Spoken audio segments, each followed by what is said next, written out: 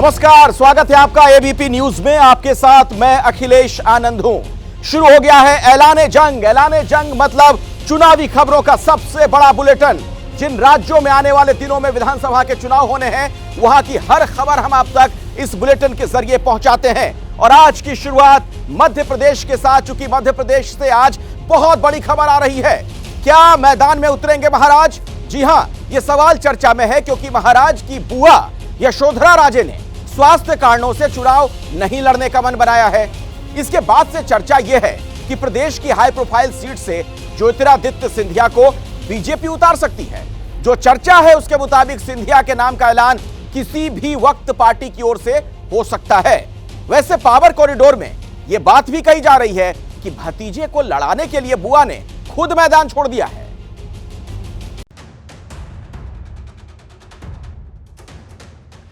PM Modi, गृह मंत्री अमित शाह और बीजेपी अध्यक्ष जेपी नड्डा। बीजेपी की त्रिमूर्ति ने मध्य प्रदेश जीतने की जो प्लानिंग की है, उसका ब्लूप्रिंट धीरे धीरे सामने आ रहा है। अब तक बीजेपी ने 79 उम्मीदवारों की लिस्ट जारी की है, जिसमें 7 सांसदों को भी टिकट दिया गया। इनमें 3 केंद्रीय मंत्री हैं। अब जो चर्चा है उसके मुताबिक केंद्रीय मंत्री और राज्यसभा के सांसद ज्योतिरादित्य सिंधिया को भी अगली लिस्ट में बीजेपी उम्मीदवार बना सकती है। असल में ज्योतिरादित्य सिंधिया की बुआ यशोधरा राजे, जो कि प्रदेश सरकार में मंत्री भी रही हैं, उनकी तबीयत ठीक नहीं है और उन्होंने चुनाव लड़ने में असमर्थता जाहिर कर दी है। और इसकी जानकारी उन्होंने पार्टी को भी दे दी है। और इसी वजह से अब चर्चा ये हो रही है कि जिस शिवपुरी सीट से यशोधरा राजे सिंधिया चुनाव लड़ती थी, अब उसी सीट से बीजेपी ज्योतिरादित्य सिंधिया को चुनाव मैदान में उतार सकती है। शिवपुरी सीट 1998 से बीजेपी जीतती आ रही। 1998, 2003, 2013, 2018 में यशोधरा यहां से जीती थी। पिछला चुनाव यशोधरा 28,000 वोटों से जीती थी। इस लिहाज से देखें तो बीजेपी के लिए शिवपुरी की सीट सबसे सेफ सीट है। हालांकि 2008 के चुनाव में जब यशोधरा के सांसद बनने के बाद इस सीट पर उपचुनाव हुआ तो कड़ा मुकाबला हुआ था। तब महज 1700 वोटों से बीजेपी की जीत हुई थी। इसीलिए माना जा रहा कि यशोधरा के चुनाव न लड़ने पर बीजेपी कोई रिस्क नहीं लेगी और ज्योतिरादित्य सिंधिया को इस सीट से उतारेगी। 2018 में जब मध्य प्रदेश में विधानसभा चुनाव था, तब कांग्रेस की तरफ से ज्योतिरादित्य सिंधिया सीएम पद के स्वाभाविक उम्मीदवार माने जाते थे, लेकिन कुर्सी मिली कमलनाथ को। 2019 में वो अपनी परंपरागत सीट से लोकसभा का चुनाव हार गए और बाद में पाला बदलकर भाजपा में शामिल हो गए। 2020 में जब भाजपा की सरकार बनी तो भाजपा की तरफ से तोहफे के रूप में उन्हें राज्यसभा भेजा गया और केंद्र सरकार में मंत्री बनाया गया। सिंधिया जिस शिवपुरी सीट से चुनाव लड़ सकते हैं, वो चंबल रीजन में आती है। चंबल रीजन में 34 सीटें हैं। 2018 में कांग्रेस ने 26 सीटें जीती थी। बीजेपी को महज 7 सीटें मिली थी, जबकि 1 सीट बीएसपी के खाते में गई थी। यशोधरा जी ने चुनाव लड़ने से इनकार कर दिया। ज्योतिरादित्य सिंधिया के नाम की चर्चा चल रही है, पार्टी लड़ाएगी चुनाव। देखिए, भारतीय जनता पार्टी एक पार्टी है, ये कांग्रेस जैसी प्राइवेट लिमिटेड कंपनी नहीं है। यहाँ पर किसी भी प्रत्याशी के चयन का विषय होता है तो केंद्रीय चुनाव समिति करती है। निर्णय के बाद जिसे अधिकृत करती है वो व्यक्ति उस पर बोलता है। तो आप लोग इंतजार करिए। अब जब पार्टी मध्य प्रदेश की राजनीति में मेकओवर के इरादे से उतरी है, तो एक एक सीट के लिए समीकरण बनाए और बिठाए जा रहे। अब जो चर्चा है उसके मुताबिक मंदसौर से सांसद सुधीर गुप्ता, टीकमगढ़ से सांसद वीरेंद्र कुमार और राजगढ़ से सांसद रोडमल नागर को चुनाव मैदान में उतारा जा सकता है। पार्टी की रणनीति यह है कि इन सांसदों को चुनाव मैदान में उतारकर आसपास की सीटों पर भी असर डाला जाए। इससे पहले की लिस्ट में सीधी की सांसद रीति पाठक, सतना के सांसद गणेश सिंह, जबलपुर के सांसद राकेश सिंह, होशंगाबाद से सांसद उदय प्रताप सिंह को पार्टी उम्मीदवार बना चुकी है। इनके अलावा पार्टी के बड़े नेताओं में गिने जाने वाले कैलाश विजयवर्गीय को भी पार्टी विधानसभा के रण में उतार चुकी है।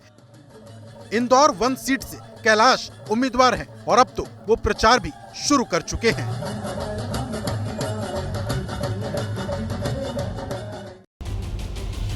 तो तो क्या मैदान में उतरने वाले हैं महाराज? कयासों का बाजार गर्म है, इस पर क्या पुख्ता जानकारी मिल रही है? सीधे मैं आपको लिए चलता हूं। नीरज पांडे हमारे सहयोगी हमारे साथ इस वक्त जुड़ गए हैं। नीरज, अगली लिस्ट कब तक आएगी और ज्योतिरादित्य सिंधिया को लेकर क्या खबर मिल रही है आपको?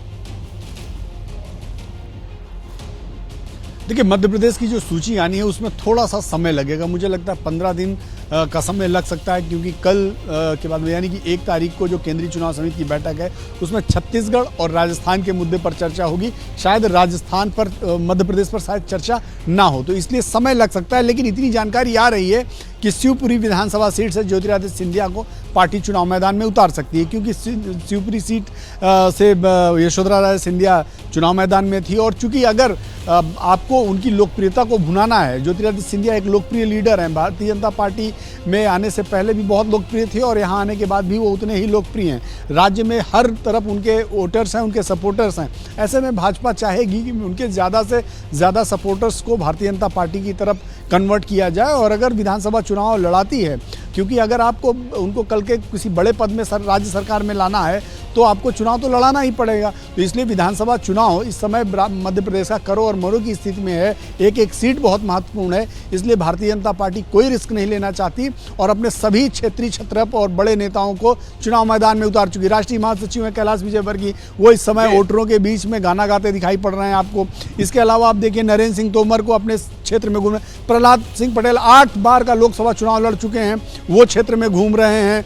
आप गणेश सिंह प्रदेश अध्यक्ष रहे हैं, राकेश सिंह प्रदेश अध्यक्ष रहे हैं, रीति पाठक सांसद हैं। मतलब आप समझिए कि एक लंबी चौड़ी जो फौज है भारतीय जनता पार्टी की मध्य प्रदेश में, उन सबको विधानसभा लड़ाया जा रहा है। अब कुछ और जो नेता हैं, चाहे वीरेंद्र सिंह हो, वीरेंद्र कुमार खटीक हो या ज्योतिरादित्य सिंधिया, इन सबको भी चुनाव मैदान में उतारकर पार्टी एक बड़ा मैसेज देने का प्रयास कर रही है।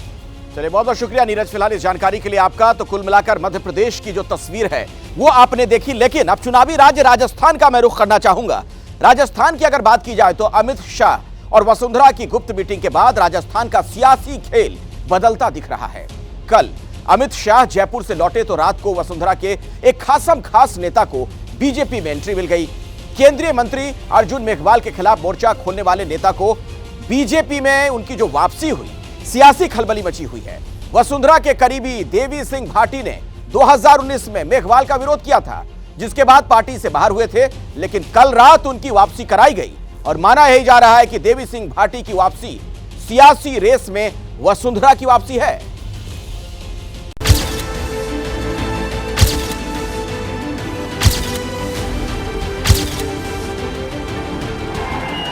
गुरुवार की रात जयपुर के बीजेपी दफ्तर में तालियों की गड़गड़ाहट के बीच इन 4 लोगों ने पार्टी की सदस्यता ली।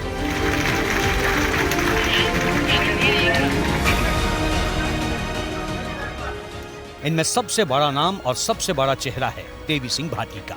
पर्पल कलर का हाफ कुर्ता पहनकर देवी सिंह भाटी ने पार्टी में वापसी की है।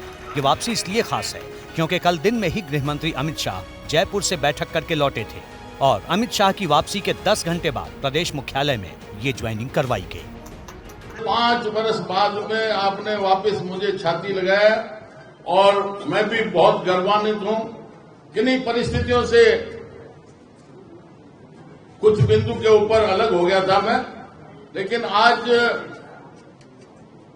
हमारे जो वरिष्ठ पार्टी के पदाधिकारी हैं उनसे चर्चा हुई, कोई थोड़ा बहुत गिला शिकवा था तो वो भी दूर हो गया। देवी सिंह भाटी को वसुंधरा राजे का करीबी माना जाता है। केंद्रीय मंत्री अर्जुन मेघवाल का विरोध करने की वजह से देवी सिंह भाटी बीजेपी से बाहर हुए थे। अब जब वापसी हुई है तो माना जा रहा है कि अमित शाह ने राजस्थान को सेट कर लिया है। देवी सिंह भाटी की ज्वाइनिंग के लिए पार्टी के प्रदेश मुख्यालय में प्रदेश प्रभारी अरुण सिंह, चुनाव प्रभारी प्रहलाद जोशी और पार्टी के प्रदेश अध्यक्ष सीपी जोशी समेत तमाम बड़े नेता मौजूद थे। देवी सिंह भाटी वसुंधरा कैंप के नेता माने जाते हैं। साल 2019 में अर्जुन राम मेघवाल के खिलाफ प्रचार करने की वजह से भाटी को पार्टी से बाहर किया गया था।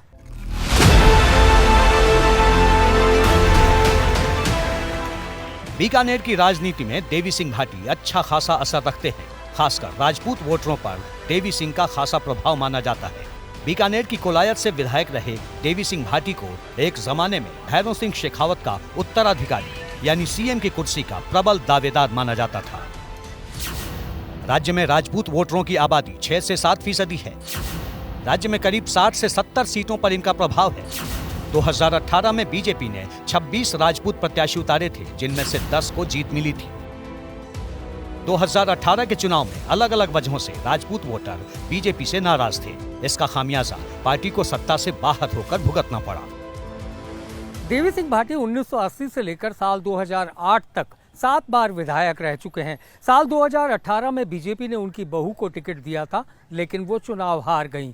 देवी सिंह भाटी ने तब अर्जुन राम मेघवाल पर खिलाफ काम करने का आरोप लगाया था और इसके बाद से ही उनकी पार्टी से दूरी बन गई।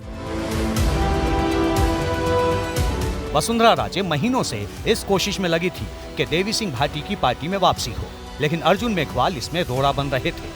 अब चुनाव से ठीक पहले अमित शाह और जेपी नड्डा ने जो रणनीति बनाई है, उसमें वसुंधरा के दाहिना हाथ समझे जाने वाले देवी सिंह की वापसी हुई है। देश ने दुनिया के लोकप्रिय नेता आदरणीय नरेंद्र मोदी जी और जेपी नड्डा जी करते हैं। जहां दुनिया की सबसे बड़ी पार्टी भारतीय जनता पार्टी बनी है, उस विशाल परिवार में हमारे ही पूर्व मंत्री आदरणीय देवी सिंह जी भाटी साहब का हम स्वागत और अभिनंदन करते हैं भारतीय जनता पार्टी इस परिवार में।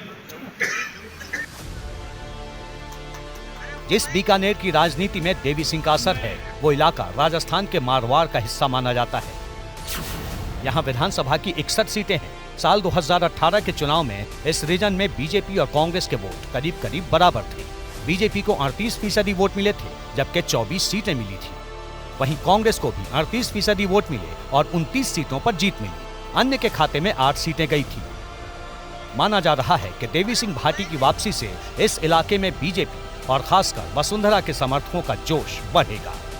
बुधवार की रात तकरीबन 6 घंटे तक जयपुर के होटल ललित में बीजेपी कोर कमेटी की बैठक हुई। एबीपी न्यूज को सूत्रों से मिली जानकारी के मुताबिक इसी बैठक के बीच में अमित शाह, जेपी नड्डा और बीएल संतोष ने वसुंधरा राजे के साथ एक गुप्त बैठक की। इसी बैठक में वसुंधरा राजे को भरोसा दिया गया। खुद वसुंधरा ने गुरुवार के दिन अलवर में अपनी ताकत का इजहार किया। अलवर जिले की बरवा डूंगरी में सेन महाराज के मंदिर में आयोजित समारोह में वसुंधरा शामिल होने पहुंची थी। कार्यक्रम में हजारों की संख्या में लोग पहुंचे थे। अभी इससे पहले 23 सितंबर को रक्षा सूत्र कार्यक्रम के दौरान सैकड़ों महिलाओं को अपने घर पर जुटाकर वसुंधरा ने एक तरीके का शक्ति प्रदर्शन किया था। एक किस्म से ये मातृशक्ति का एक अटूट बंधन है। मैं मानती हूँ कि यह अटूट बंधन है, क्योंकि जब मैं कहीं भी जाती हूँ दौरा में और मैं भाषण देती हूँ, तो मैं कहती हूँ कि जातियों का मैं नहीं मानती। मेरी जाति खाली 2 ही है, एक तो पुरुष जाति जिनके साथ अपने चलते हैं, और एक महिला जाति जो हमारी खुद की जाति है।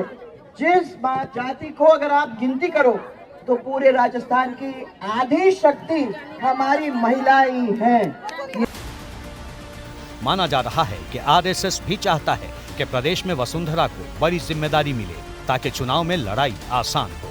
गुरुवार की रात जिन लोगों ने बीजेपी की सदस्यता ली, उनमें बांदीकुई से चुनाव लड़ चुके भागचंद सैनी भी शामिल थे। साथ में सीएलसी कोचिंग के डायरेक्टर श्रवण चौधरी और सीकर के गेटवेल हॉस्पिटल के डॉक्टर बीएल रेणुमा ने पार्टी का दामन थामा।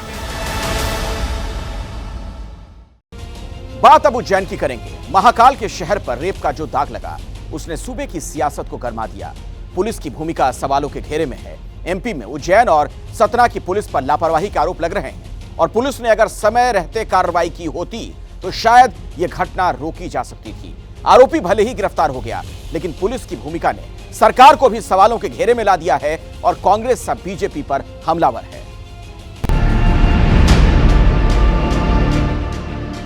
महाकाल के शहर पर लगा है दाग। उज्जैन कांड में पुलिस ने मुख्य आरोपी को गिरफ्तार तो कर लिया, लेकिन इस पूरी घटना ने पुलिस की भूमिका पर सवाल खड़े कर दिए।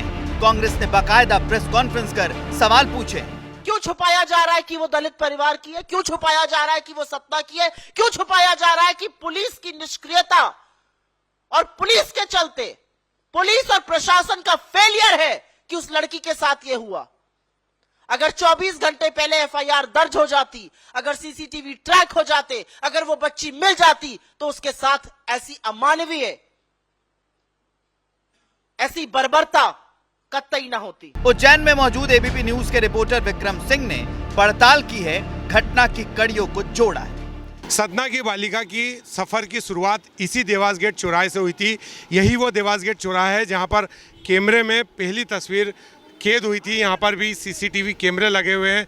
यातायात सुरक्षा और भीड़ प्रबंधन को लेकर यहाँ पर कैमरे लगे हुए हैं। कैमरे में जो तस्वीर कैद हुई थी उसके बाद मामला पूरा धीरे धीरे खुलता चला गया। सतना की रहने वाली 8वीं की ये लाडली 24 सितंबर को घर से निकली थी और 25 सितंबर को उज्जैन पहुंची। उज्जैन के देवदास गेट थाने का यही वो इलाका है जहां से हैवान ऑटो वाले ने उसे ऑटो में बिठाया। जब देवास गेट बस स्टैंड और रेलवे स्टेशन से बालिका इसी मार्ग से पैदल आ रही थी तो इसी हरी फाटक ब्रिज के आसपास जो ऑटो चालक है भरत, उसने अपनी ऑटो में उसे बिठाया। और यहीं के जो सीसीटीवी कैमरे हैं आप देखिए, यहाँ पर जो स्मार्ट सिटी है उसके लगभग 306 कैमरे लगे हैं। इसके अलावा जो शहर भर में अपराध रोकने के लिए, यातायात व्यवस्था और भीड़ प्रबंधन के लिए लगभग 406 कैमरे लगाए गए हैं। इन्हीं कैमरों में जो भरत का ऑटो भी कैद हुआ और बालिका उसमें बैठी हुई थी। यहीं से पुलिस को क्लू लगा और भरत की फिर गिरफ्तारी हुई। ये वो इलाका है जहां पुलिस हमेशा मुस्तैद होने का दावा करती है, लेकिन घटना के दौरान पुलिस का कहीं कोई अता पता नहीं था। शहर में लगे कैमरे किस काम के हैं जब अपराध को रोकने में पुलिस नाकाम रही। रात के 3 बजे से सुबह 6 बजे के बीच की घटना है और आरोपी ने जिस जगह रेप की घटना को अंजाम दिया वो इलाका सुनसान तो है लेकिन कोई बहुत दूर नहीं है। रेलवे स्टेशन से जब बालिका हरी फाटक ब्रिज की ओर आई तो हरी फाटक ब्रिज से जो आरोपी था भरत, उसे बिठाकर इसी सिंहस्थ बाईपास के मार्ग पर लाया। इस इलाके को जीवन खेड़ी का इलाका कहते हैं। और आप देखिए ये जो सड़क है ये दिन में भले ही खूब चल रही हो लेकिन पूरा इलाका रात में सुनसान होता है। आप इस तरफ देखिए, ये पूरा इलाका जंगल का इलाका है और इस इलाके में बताया जा रहा है कि आरोपी ने बालिका के साथ दुष्कर्म किया है। आप देख सकते हैं कि जो मार्ग है उसके दूसरी तरफ जरूर कॉलोनियाँ यहाँ पर बसी हुई है, लेकिन एक तरफ जो नदी का किनारा है, ग्रीन बेल्ट का इलाका है, तो इस पूरे इलाके में पूरी तरीके से रात में सुनसान रहता है। बताया जाता है कि उस दिन सुबह का जो वक्त था 4 से 5 बजे का जो वक्त था, उस वक्त पर यहाँ पर लाइट भी बंद थी और पूरा अंधेरा था। सवाल ये कि रेलवे स्टेशन पर ड्यूटी में तैनात पुलिस वाले क्या कर रहे थे। सवाल ये भी उज्जैन जैसे संवेदनशील शहर की पुलिस क्यों सोई हुई थी। पुलिस की भूमिका सवालों में इसलिए भी है क्योंकि पुलिस ने पीड़ित की सही जानकारी नहीं जुटाई। उज्जैन पुलिस ने अपनी एफआईआर में पीड़िता को उज्जैन की रहने वाली बताया और भीख मांगकर गुजारा करने की जानकारी, जबकि सच्चाई यह है कि पीड़ित उज्जैन की नहीं सतना की रहने वाली है और स्कूल की छात्रा है। वारदात से पहले एक सीसीटीवी में वो स्कूल ड्रेस पहने दिखी भी है, तब भी पुलिस ने सही जानकारी नहीं जुटाई। बात सिर्फ उज्जैन पुलिस की नहीं, सतना पुलिस ने भी लीपापोती की और 24 तारीख को परिवार की सूचना पर भी एफआईआर दर्ज नहीं। अगले दिन एफआईआर दर्ज। मीडिया के माध्यम से ही जो उसने ड्रेस पहनी हुई थी वो घटना ज्ञात हुई थाना प्रभारी को। थाना प्रभारी ने उससे उसके परिजनों को उस ड्रेस के बारे में, स्कूल ड्रेस के बारे में पूछा तो प्रारंभिक तौर पे ऐसा बताया गया कि बच्ची वही ड्रेस शायद पहन के निकली थी, जिस पे एक टीम वरिष्ठ अधिकारियों की यहाँ से महाकाल थाने उज्जैन के लिए रवाना हुई है। सतना पुलिस अगर अलर्ट होती तो बच्ची को इस जघन्य घटना से बचाया जा सकता था, लेकिन सतना पुलिस ने बच्ची की गुमशुदगी पर गंभीरता नहीं दिखाई।